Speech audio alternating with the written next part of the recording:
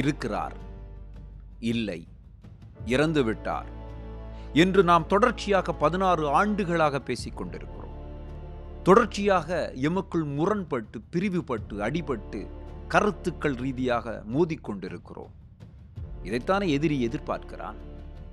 நான் அவரை சந்தித்தவன் அல்ல, ஆனால் பார்த்தவன் அல்ல, படித்தவன், வாசித்தவன், அவரை முழுமையாக எனக்குள் ஏற்றுக்கொண்டவன். அவர் இருக்கிறார் என்பதை பற்றியும் எனக்கு கருத்து இல்லை, அவர் இல்லை என்றதை பற்றியும் எனக்கு கருத்து இல்லை. பலர் தங்களை வெளிப்படுத்தி விடுதலை போராட்டத்தை பற்றி தொடர்ச்சியாக சமூக வலைத்தளங்களில் உரையாடி கொண்டிருக்கிறார்கள். ஆனால் உண்மையான போராளி, உண்மையான விடுதலை போராளி தன்னை பற்றி அப்படி சொல்ல மாட்டார். அவர் ஒரு தனி மனிதன் அல்ல என்பதை முதலில் நாம் புரிந்து கொள்ள வேண்டும். அவர் இந்த தேசத்தின் அடையாளம்.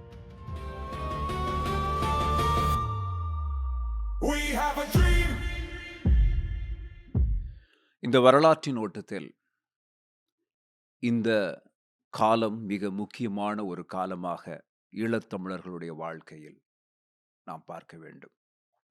காரணம், மிகப்பெரிய அரசியல் சிக்கலிலும் மிகப்பெரிய முரண்களிலும் ஈழத்தமிழர்கள் முட்டி மோதி சண்டை பிடித்துக் கொண்டிருக்கிறார்கள். இன்று வலைத்தளங்கள், சமூக வலைத்தளங்களை எங்கு எடுத்து பார்த்தாலும் அதிகமான அளவில் உச்சரிக்கப்பட்டு கொண்டிருக்கக்கூடிய ஒரு பெயர் வேலுப்பிள்ளை பிரபாகரன், மேதகு பிரபாகரன், தேசிய தலைவர், தமிழீழ தேசிய தலைவர், இப்படி பல விதங்களில் அழைக்கப்படக்கூடிய நமது தேசிய தலைவரை பற்றிய உரையாடல்கள், கருத்து முரண்கள், மோதல்கள் தொடர்ச்சியாக சமூக வலைத்தளங்களில் ஆக்கிரமித்துக் கொண்டிருக்கிறது. தமிழ் வலைத்தளங்கள் என்று சொல்வது மட்டுமல்லாமல் பல மொழிகளிலும் இது விவாதிக்கப்பட்டு கொண்டிருக்கிறது. சிங்கள மொழியில் விவாதிக்கப்பட்டு கொண்டிருக்கிறது. இந்தியாவில் இருக்கக்கூடிய பல மொழிகளில் இது பேசப்பட்டு கொண்டிருக்கிறது. காரணம், வருகின்ற ஆகஸ்ட் மாதம் 2ஆம் தேதி தமிழீழ தேசிய தலைவருக்கு வீர மரணம் அடைந்து விட்டார் என்று சொல்லி ஒரு அஞ்சலி நிகழ்வை ஒழுங்கு செய்திருக்கிறார்கள்.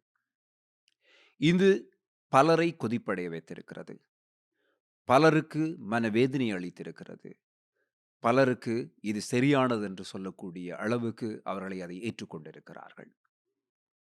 இந்த அடிப்படையில் வைத்துக்கொண்டுதான் நாம் யார் இந்த பிரபாகரன் என்ற ஒரு கேள்வியை முன்வைத்து இங்கு உரையாட இருக்கிறோம்.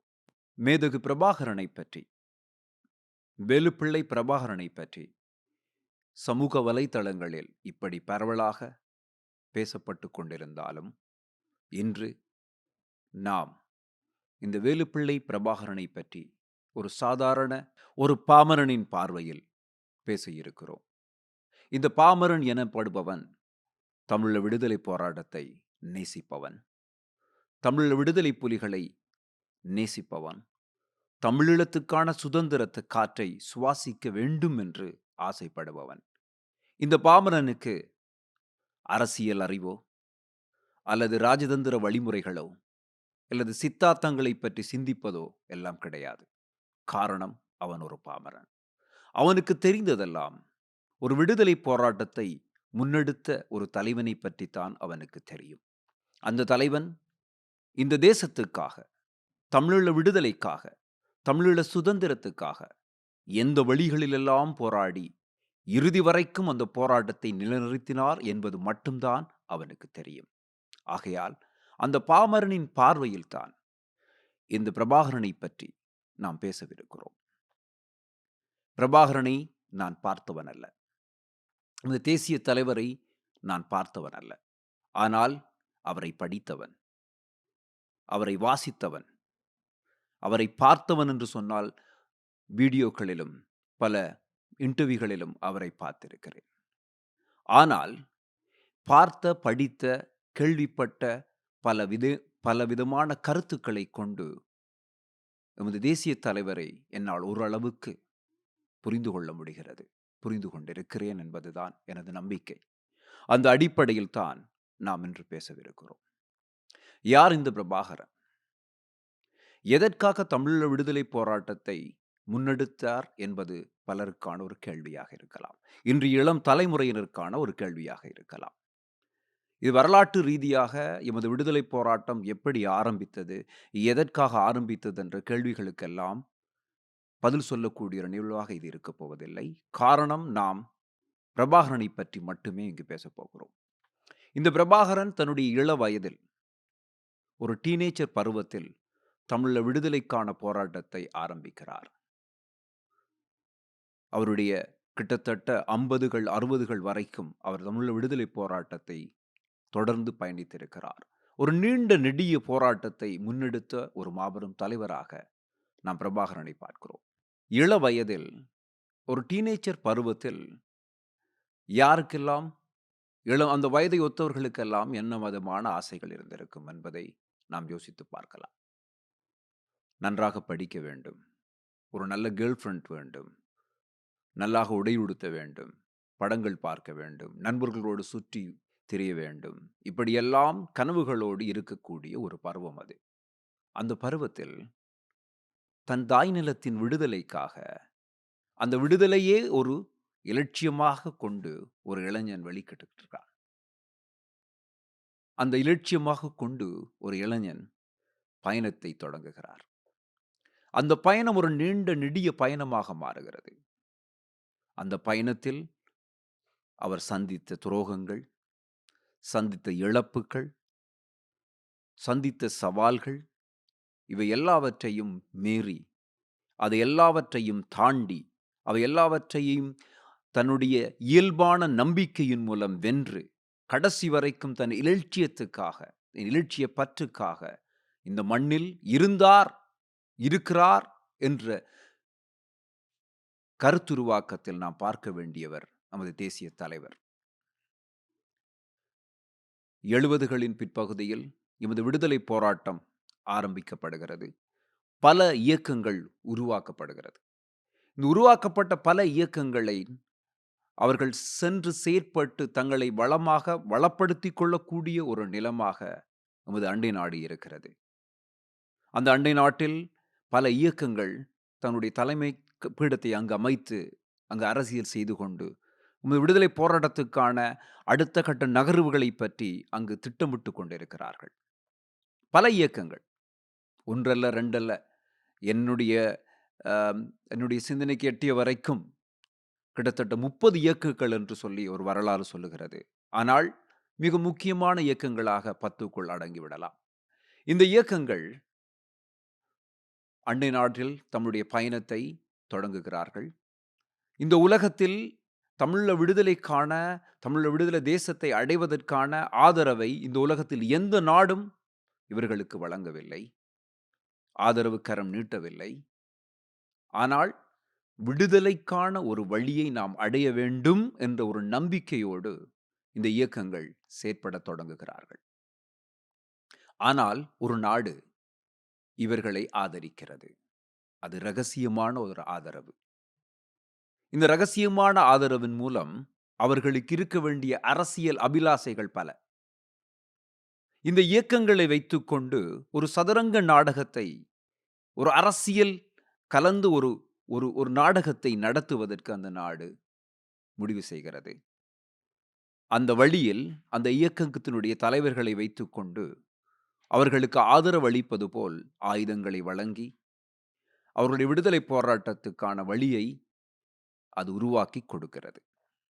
ஆனாலும் அந்த நாட்டுக்கு ஒரு முக்கியமான அவர்களுடைய, அதை எப்படி சொல்லணும்னா, ஒரு அஜெண்டா இருக்கிறது. அது எப்படி என்று சொன்னால், இந்த தலைவர்கள் எல்லாம் தங்கள் சொல் பேச்சை கேட்கும் நபர்களாக இருக்க வேண்டும் என்பதில் அவர்கள் திட்டவட்டமான முடிவாக இருக்கிறார்கள். நாம் சொல்வதைத்தான் இவர்கள் செய்ய வேண்டும். இவர்களுடைய போராட்டம் வழிமுறை எப்படி பயணிக்க வேண்டும், இவருடைய அரசியல் இப்படி எழுதப்பட வேண்டும், இவர்கள் ஈழ விடுதலைக்காக எப்படியெல்லாம் போராட வேண்டும் என்ற எல்லா விதமான திட்டங்களையும் அவர்கள் போட்டு கொடுப்பதன் மூலம்தான் இது பயணிக்கப்பட வேண்டும் என்பது அவர்கள் வைத்திருந்த ஒரு மிகப்பெரிய திட்டம். அப்படி திட்டத்திற்கு அமையத்தான் அத்தனை தலைவர்களையும் அவர்கள் உள்வாங்கி அவர்களுக்கு ஆதரவு அளிப்பது போல் அவர்கள் நடந்து கொண்டிருக்கிறார்கள். இந்த இடத்தில் இந்த இயக்கங்களின் தலைவர்கள் என்று சொல்லப்படுவதை விட இள வயதுள்ள ஒருவர் இருக்கிறார். மற்ற இயக்க தலைவர்களை விட வயதில் குறைந்தவர். அதனால்தான் அவரை தம்பி என்று அழைப்பார்கள். அவர் அந்த இடத்தில் இருக்கிறார். ஆனால் அவருடைய சிந்தனை ஓட்டத்தில் இந்த அண்டைய நாடு, இந்த இரகசிய ஆதரவு அவர்களுக்கான ஒரு தேவைக்காக மட்டுமே இருக்கிறது என்பதை அவர் உணர்ந்து கொள்கிறார். அவர் உணர்ந்து கொண்டதன் மூலம் அவர் அவர் தெளிவாக ஒரு விடயத்தை அறிந்து கொள்கிறார். எமக்கான விடுதலையையோ, ஈழ சுதந்திர தேசத்தை உருவாக்குவதையோ இந்த நாடு ஒருபொழுதும் ஆதரிக்கப் போவதில்லை என்பதை அவர் புரிந்து கொள்கிறார்.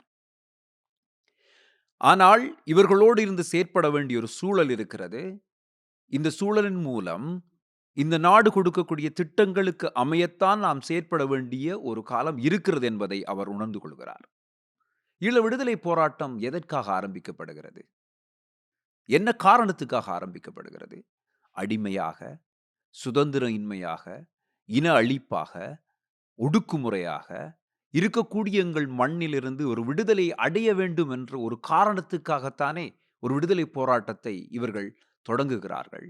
தொடங்கிய இவர்கள் மீண்டும் ஒரு அமைப்பின் கீழ், ஒரு நாட்டின் கீழ், ஒரு அதிகார வர்க்கத்தின் கீழ் அடிமைகளாக இருந்து கொண்டு ஒரு சுதந்திர போராட்டத்தை நடத்த வேண்டிய ஒரு சூழல் உருவாக்கப்படுகிறது. இங்குதான் தம்பி என்று அழைக்கப்படக்கூடிய எமது தேசிய தலைவர் பிரபாகரன் அவர்கள் அந்த அண்டைய நாட்டின் இரகசிய திட்டத்தை புரிந்து கொள்கிறார். சுதந்திரமாக செயற்பட வேண்டும் என்று அவர் முடிவெடுத்துக் கொள்கிறார். அங்கிருந்துதான் அவருடைய வீரம், அங்கிருந்துதான் அவருடைய அரசியல் பயணம், அங்கிருந்துதான் அவர் தெளிவான சிந்தனையோடு விடுதலை போராட்டத்தை முன்னெடுக்கிறார். இன்று அந்த இயக்கங்கள் எல்லாமே இல்லாமலாகிவிட்டது.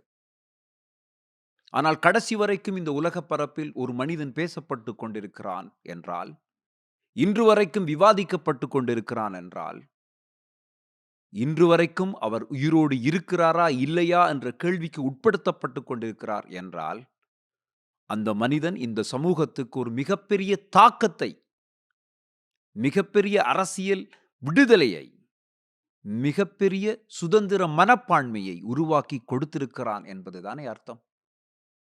அப்படிப்பட்டவரை இந்த உலகம் புரிந்து கொள்ள ஆசைப்படுகிறது.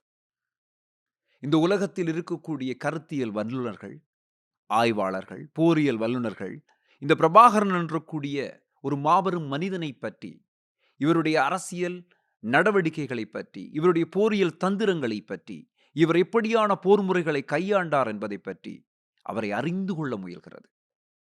அவரை பற்றி தொடர்ந்து எழுதி கொண்டிருக்கிறது. தொடர்ந்து ஆய்வுரைகள் நிகழ்த்தி கொண்டிருக்கிறது. ஏனென்றால் அவர்கள் தொடர்ந்து அதை செய்து கொண்டிருக்க வேண்டிய ஒரு கட்டாயத்தில் இருக்கிறார்கள். காரணம், அவர்களால் அவரை முழுமையாக புரிந்து கொள்ள முடியவே இல்லை. அவருடைய விடுதலைக்கான பயணத்தையோ, அவருடைய போரியல் தந்திரங்களையோ, அவர் எப்படிப்பட்ட மனிதர் என்பதையோ அவர்களால் முழுமையாக புரிந்து கொள்ள முடியவில்லை. ஏன் தெரியுமா? பிரபாகரனை புரிந்து கொள்ள வேண்டுமென்றால், தமிழீழ விடுதலை புலிகளின் தலைவர் மேதகு திரு வேலுப்பிள்ளை பிரபாகரனை புரிந்து கொள்ள வேண்டுமென்றால், தமிழீழ விடுதலை தேசத்தின் சுதந்திரத்துக்காக போராடிய மாபெரும் தலைவர் எங்கள் தேசிய தலைவரை புரிந்து கொள்ள வேண்டுமென்றால், முதலில் இந்த உலகம் தமிழீழ விடுதலை போராட்டத்தை புரிந்து கொள்ள வேண்டும். ஈழ விடுதலைக்கான தேவையை புரிந்து கொள்ள வேண்டும். ஈழ விடுதலையின் சுதந்திரத்துக்கான அவசியத்தை புரிந்து கொள்ள வேண்டும். இங்குதான் பிரபாகரனுடைய மாபெரும் சிந்தனை நிற்கிறது. என் தேச விடுதலையை புரிந்து கொள்ளாதவர்களால், என் தேசத்தின் சுதந்திரத்துக்கான தேவையை அறிந்து கொள்ளாதவர்களால் என்னை புரிந்து கொள்ள முடியாது. ஏனென்றால் ஈழ விடுதலையின் சுதந்திரமும் பிரபாகரனும் ஒன்றுதான். அப்படி ஒன்றிணைக்கப்பட்ட ஒரு மாபெரும் சக்தியை புரிந்து கொள்ள வேண்டுமென்றால், இந்த உலகம் முதலில் தமிழீழ விடுதலை போராட்டத்தை அங்கீகரிக்க வேண்டும். அங்கீகரிப்பதன் மூலம்தான் பிரபாகரன் என்னக்கூடிய ஒரு மாபெரும் சக்தியை, ஒரு தேசிய தலைவனை, ஒரு விடுதலை போராளியை புரிந்து கொள்ள முடியும். இன்று இந்த பிரபாகரனை அவர் நேசித்த சொந்த மக்களே புரிந்து கொள்ளவில்லை என்பதுதான் மிகப்பெரிய கவலையான ஒரு விடயம். இருக்கிறார், இல்லை, இறந்து விட்டார் என்று நாம் தொடர்ச்சியாக 16 ஆண்டுகளாக பேசிக் கொண்டிருக்கிறோம். தொடர்ச்சியாக எமக்குள் முரண்பட்டு, பிரிவுபட்டு, அடிபட்டு, கருத்துக்கள் ரீதியாக மோதிக்கொண்டிருக்கிறோம். இதைத்தானே எதிரி எதிர்பார்க்கிறான். விடுதலை போராட்டம் முள்ளிவாய்க்காலில் ஆயுதங்கள் மௌனிக்கப்பட்டது என்று தலைவர் சொல்லுகிறார். ஆயுதங்களை அவர் மௌனித்ததுக்கான காரணம், இந்த உலக பரப்பில் இருக்கக்கூடிய புலம்பெயர்ந்த தேசங்களில் வாழ்ந்து கொண்டிருக்கக்கூடிய ஒவ்வொரு தமிழனும் எமது விடுதலை போராட்டத்தை குரலாக சர்வதேச அரங்கில் ஒலிக்க வேண்டும் என்பதுதானே அவருடைய மிகப்பெரிய அவாவாக, ஆசையாக, இலட்சியமாக இருந்திருக்கிறது. அதனால் தானே அவர் ஆயுதத்தை மௌனமாக்கினார். இறுதி யுத்த களத்தில் நின்று கொண்டு கூட அவர் ஒரு தெளிவான சிந்தனையை இந்த சமூகத்துக்கு கொடுத்திருக்கிறார். ஈழத் தமிழர்களுக்கு கொடுத்திருக்கிறார். ஆயுதத்தை மௌனமாக்குகிறோம். நீங்கள் உங்கள் குரல்களை எழுப்புங்கள், போராடுங்கள். எமது தேசத்தின் விடுதலைக்கான அவசியத்தை இந்த உலக அரங்கில் நிலை நிறுத்துங்கள் என்றுதானே அவர் அர்த்தமுற அப்படி ஒரு வழிமுறையை சொல்லுகிறார். ஏனென்றால் பிரபாகரனுடைய போரியல் தந்திரமாயிருந்தாலும் சரி, அரசியல் ரீதியான பயணமாயிருந்தாலும் சரி, அதற்குள் ஆழமான அர்த்தங்கள் நிறைந்தது. இந்த அர்த்தங்களை எவருமே புரிந்து கொள்ளவில்லை என்பதுதானே ஒரு மிகப்பெரிய கேள்வியாக இருக்கிறது.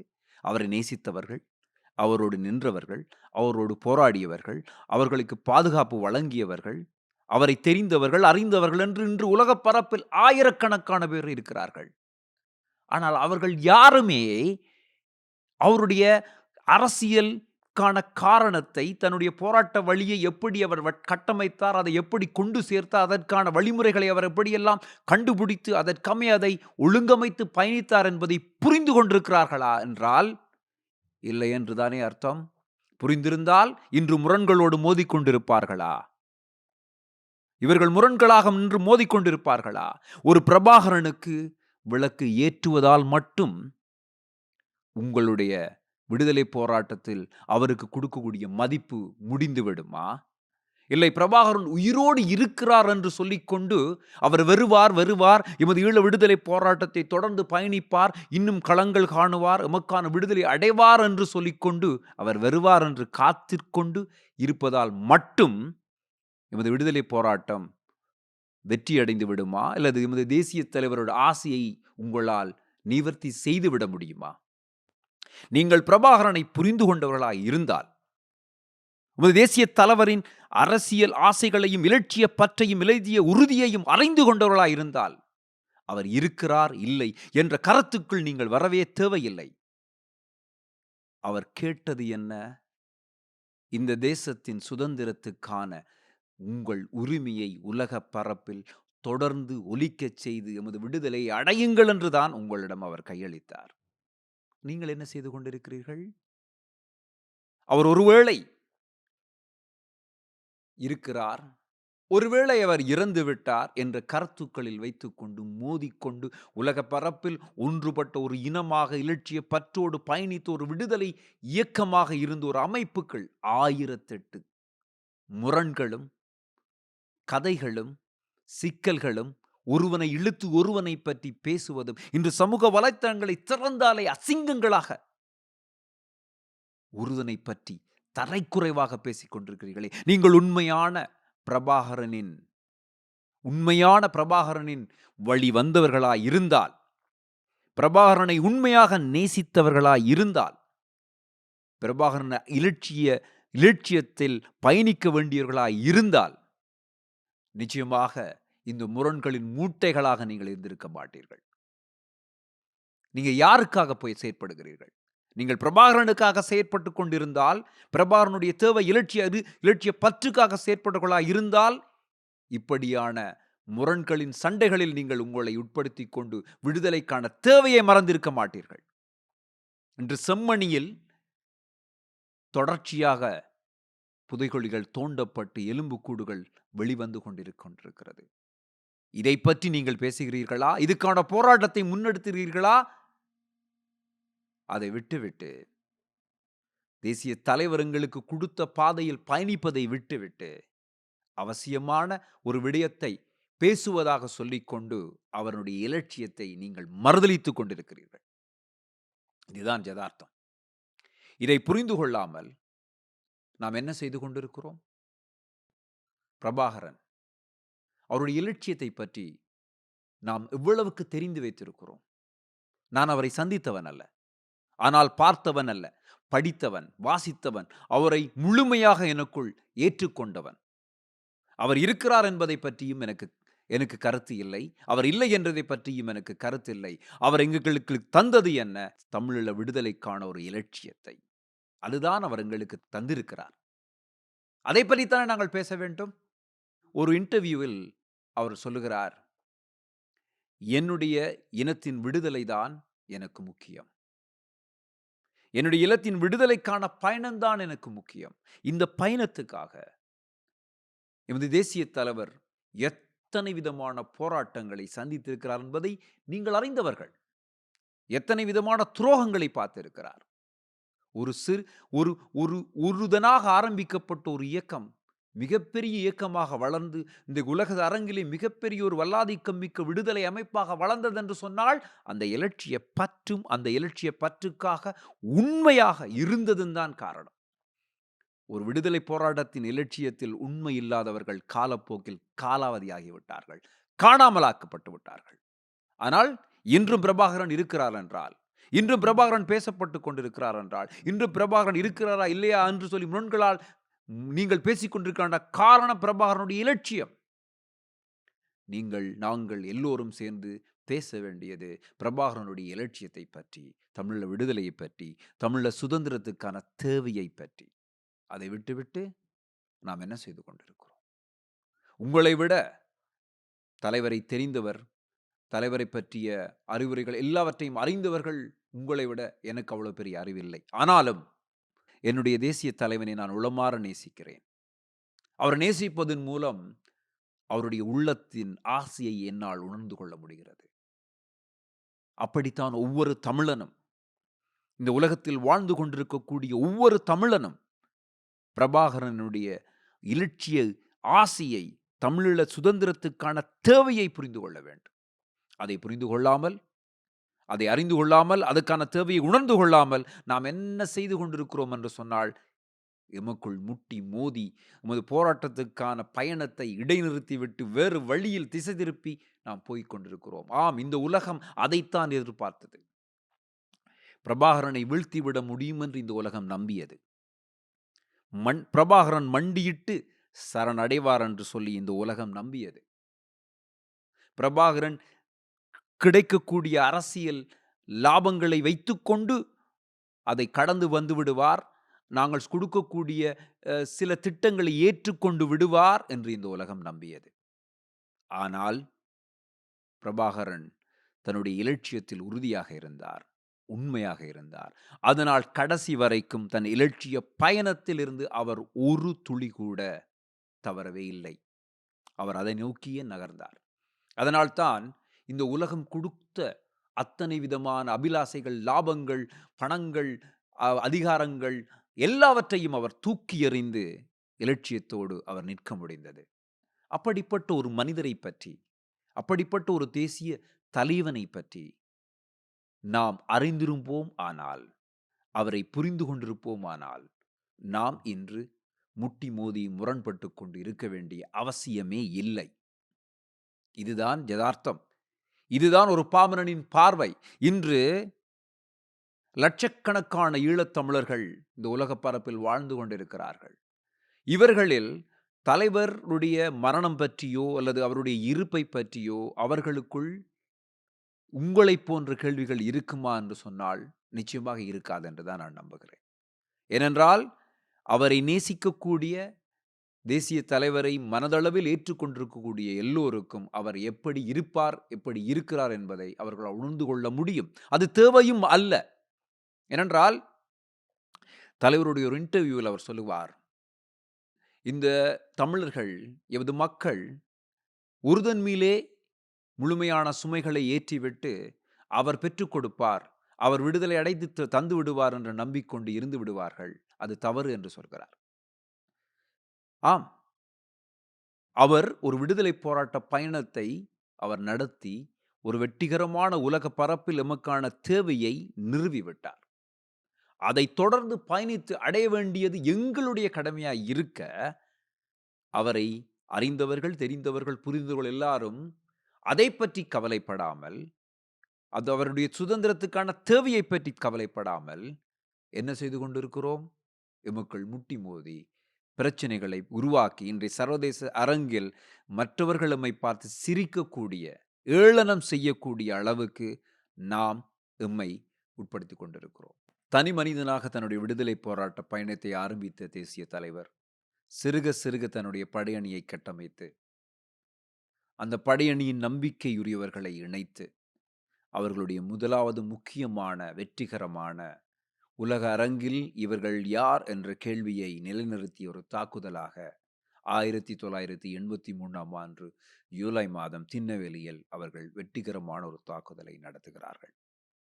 அந்த காலகட்டத்தில் பல இயக்கங்கள் மிகப்பெரிய இயக்கங்களாக ஆளணியிலும், பிரபலத்திலும், அண்டை நாட்டின் ஆதரவிலும் மிகப்பெரிய அணிகளாக பேசப்பட்டு கொண்டிருக்கும் பொழுது, தமிழீழ விடுதலை புலிகள் ஒரு காத்திரமான ஒரு தாக்குதலை செய்து, இலங்கை அரசாங்கத்துக்கு மிகப்பெரிய ஒரு நெருக்கடியையும், மிகப்பெரிய ஒரு ஆளணி இழப்பையும் உருவாக்கி கொடுக்கிறார்கள்.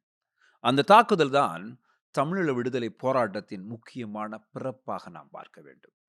அங்கிருந்துதான் தமிழீழ விடுதலை போராட்டம் பல இளைஞர்களை, பல யுவதிகளை விடுதலையின் போராட்டத்தின் பால் ஈர்த்தது என்பதுதான் வரலாற்று உண்மை.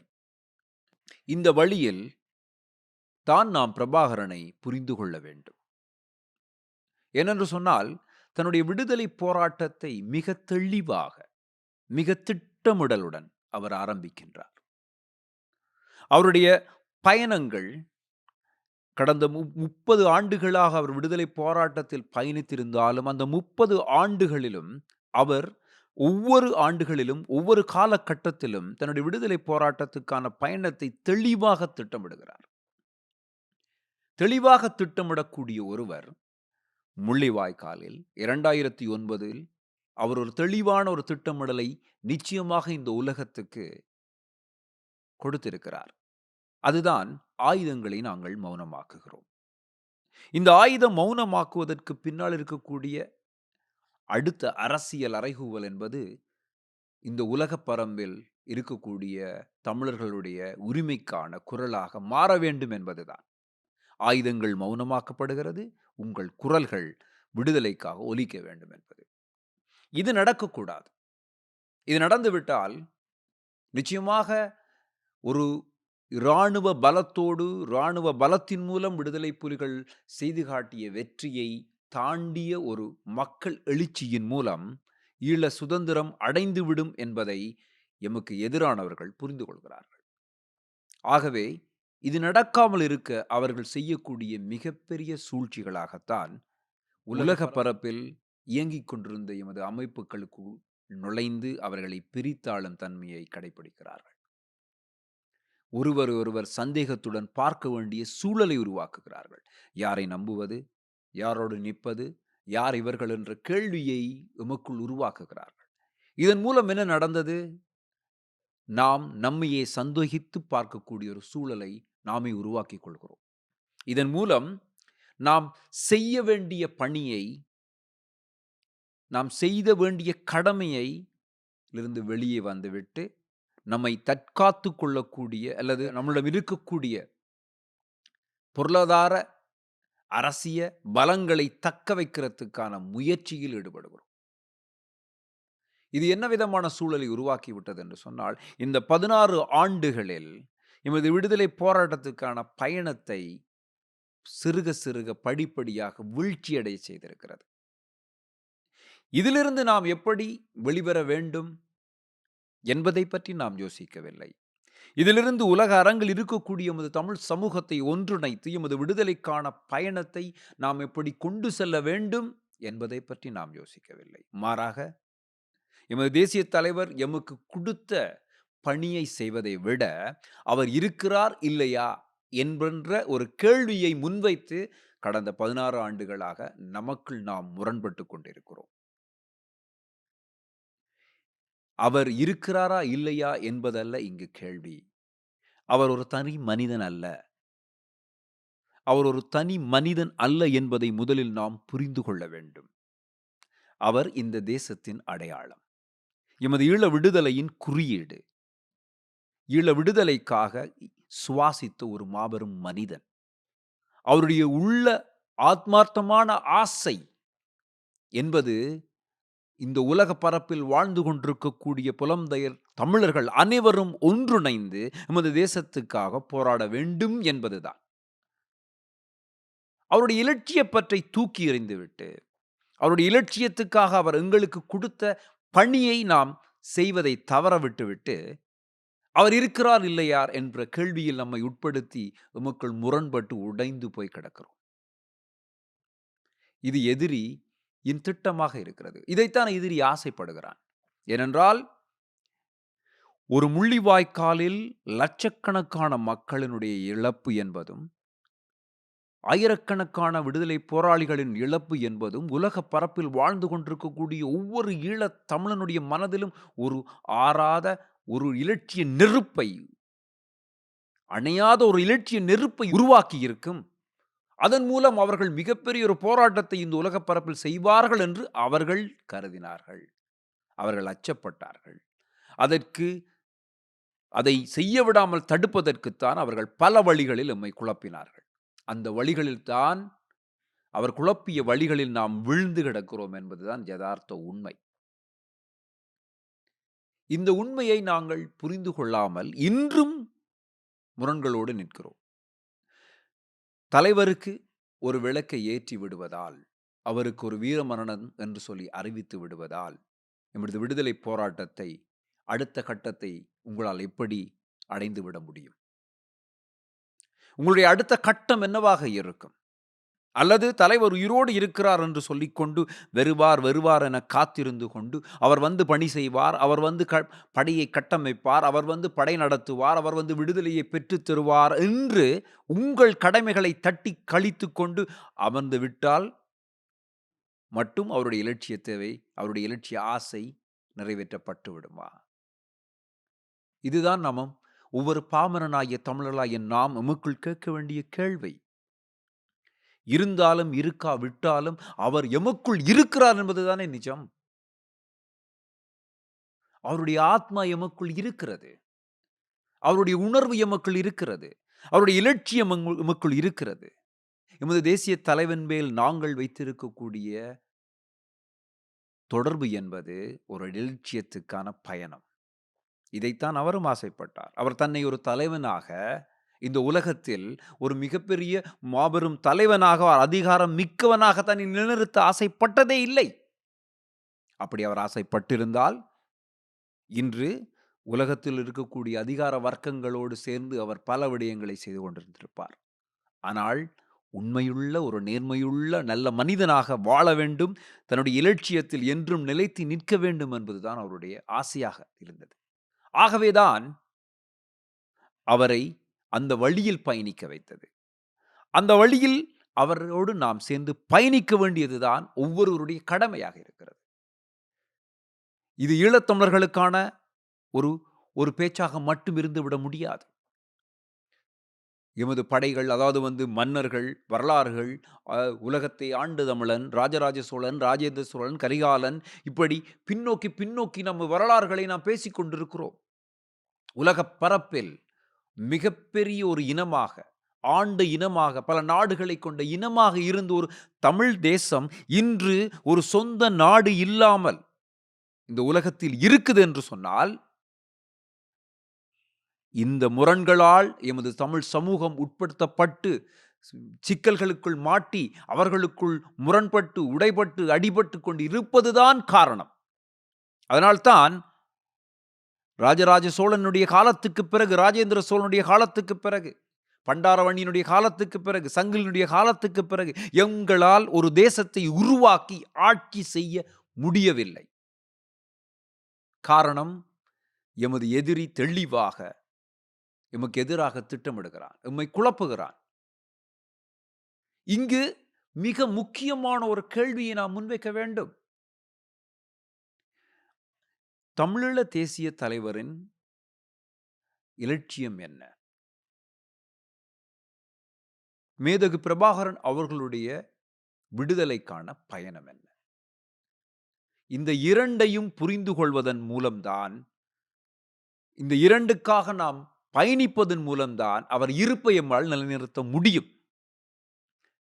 அதை விட்டுவிட்டு இந்த மாதிரியான கேள்விகளை வைத்துக்கொண்டு நாம் போராடி எமக்குள் முரண்பட்டு கொண்டு இருந்தோம் என்றால், இது இந்த 16 ஆண்டுகள் அல்ல, இன்னும் 10 ஆண்டுகள், இன்னும் 20 ஆண்டுகள், இன்னும் 30 ஆண்டுகள், இன்னும் 100 ஆண்டுகள் நாம் இப்படி தொடர்ச்சியாக எமக்குள் முட்டி மோதி முரண்பட்டு எமது விடுதலை போராட்டத்துக்கான பயணத்தை தொலைத்துவிட்டு மீண்டும் அடிமைகளாக இந்த உலகத்தில் அடிமணிகளாக, தேசிய இனமில்லாமல், ஒரு நாடு இல்லாமல், அனாதைகளாக இந்த உலகத்தில் அலைய வேண்டும். அதுதான் நடக்கும். இது நடக்கக்கூடாது. இது நிகழக்கூடாது. எமது மக்கள் தொடர்ந்து போராட வேண்டும். எமது மக்கள் தொடர்ச்சியான விடுதலை போராட்டத்தில் நிற்க வேண்டும். அதனால் தான் அன்று ஆயுதங்கள் மௌனிக்கப்பட்டது. அதை விட்டுவிட்டு நாம் என்ன செய்து கொண்டிருக்கிறோம்?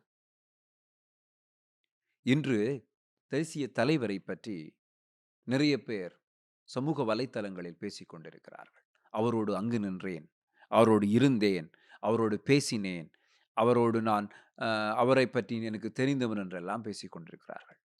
அதாவது அவருடைய ரேங்க், நான் இந்த படியணியை சேர்ந்தவன், நான் அந்த படியணியை சேர்ந்தவன், நான் அந்த அரசியல் பிரமுகராக இருந்திருக்கிறேன், நான் இந்த தேசத்தில் நேரடியாக பிரபாகரனோடு தொடர்பில் இருந்தவன், அவரோடு பொருளாதார ரீதியாக கதைக்கக்கூடியவன், ஆயுதங்களை வாங்குவதற்காக செயற்பட்டவன் என்று பலர் தங்களை வெளிப்படுத்தி விடுதலை போராட்டத்தை பற்றி தொடர்ச்சியாக சமூக வலைத்தளங்களில் உரையாடி கொண்டிருக்கிறார்கள். ஆனால் உண்மையான போராளி, உண்மையான விடுதலை போராளி தன்னை பற்றி அப்படி சொல்ல மாட்டான். பிரபாகரனை நேசிப்பவன், பிரபாகரனுடைய விடுதலை பயணத்தில் தொடர்ந்து பயணிக்க வேண்டும் என்று காத்திருப்பவன் இப்படியெல்லாம் பேச மாட்டான். ஏனென்றால் பிரபாகரனை புரிந்து கொள்ளாதவர்கள் தான் இவர்கள்.